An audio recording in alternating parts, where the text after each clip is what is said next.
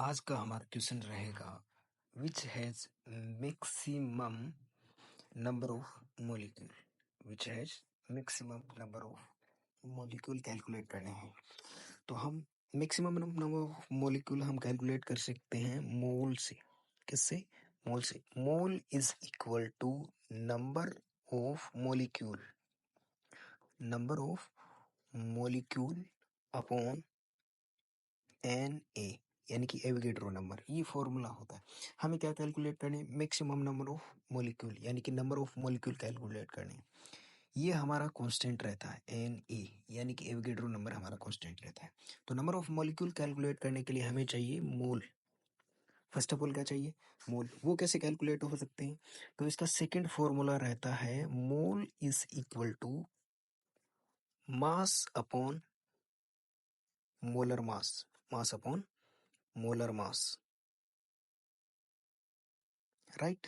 तो यहाँ पे इस क्वेश्चन में मास भी दे रखा है और मोलर मास जो हम कैलकुलेट कर सकते हैं, राइट। तो फर्स्ट ऑप्शन की बात करते हैं, ई ऑप्शन, जिसे हम क्या कैलकुलेट करने हैं?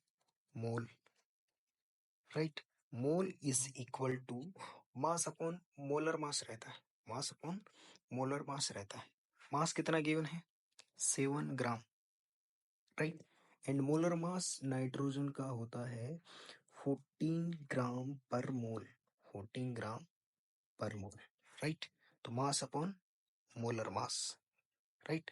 तो यहाँ पे इसका वैल्यू आएगा 0.5, 0.5। वहीं पे यदि हम सेकंड ऑप्शन की बात करें, बी ऑप्शन, जिसमें हाइड्रोजन का फर्स्ट ऑफ ऑल हमें पता होना चाहिए कि इसका मोलर मास कितना होता है। हाइड्रोजन का कितना होता है? 2 ग्राम पर मोल, 2 ग्राम पर मोल, राइट। तो हमें हाइड्रोजन के मोल कैलकुलेट करने, बहुत ईजी। कैसे होगा? मास 2 ग्राम, मोलर मास 2 ग्राम, कितना आ जाएगा? 1 मोल, राइट। ओके। यदि हम सी ऑप्शन की बात, तो सी ऑप्शन यानी कि NO2, NO2 में हमें मोलर मास कैल, first of all molar mass का पता होना चाहिए। तो फर्स्ट ऑफ ऑल इसका मोलर मास नाइट्रोजन का होता है 14, नाइट्रोजन का 14, ऑक्सीजन का होता है 16। तो ओवरऑल हमें 46 ग्राम पर मोल वैल्यू आएगी। किसके? NO2 के मोलर मास की, राइट। तो mole of NO2, mass of NO2 कितना दिया है? 16 ग्राम, राइट।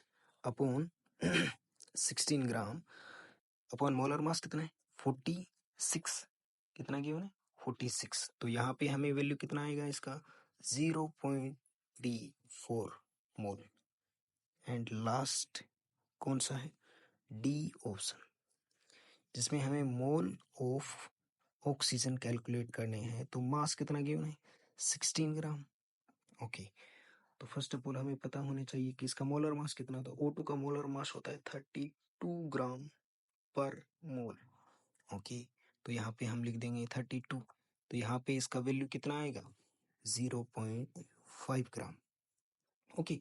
तो हमने क्या देखा है कि जिसमें मोल का वैल्यू मैक्सिमम आएगा उसी में नंबर ऑफ मॉलिक्यूल क्या देखने को मिलेंगे? मैक्सिमम। क्यों? क्योंकि यदि ये हमारा फॉर्मूला रहता है,